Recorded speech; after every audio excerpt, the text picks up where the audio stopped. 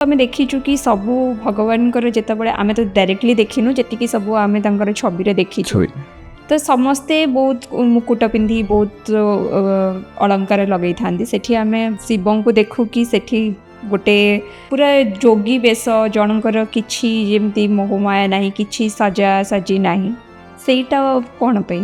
आपण जदि कहबे ना सी होचन से बाहाइचन पुणी दुई दुईटी मैरिज सती और पार्वती किंतु तांको गोटे बैरागी कह जाए तांको गोटे जोगी कह जाए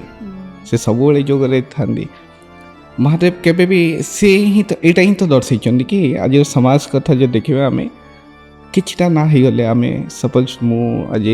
दुईटा पुस्तक माने दुईटा प्राइज पाईगली मुझे निजक केते बड़ बोली भावी कि ये सब जिनस सर्वोपरि अच्छे महादेव शिखई कि ना सम्मान मोह अच्छे ना अपमान भय भी अच्छी तो एक्चुअली सी तो सुंदर ही सी जमीते भी सुंदर तांकर भी बेश थिला तांको भी सजा जाए किंतु से ये सजाटा उपर केबे भी गुरुत्व देना से सब बेले कहते कि संसार माने जो उन्नति कल्याण देवता मानकर कल्याण ता सहित रामंकर भक्ति रे से पूरा लीन।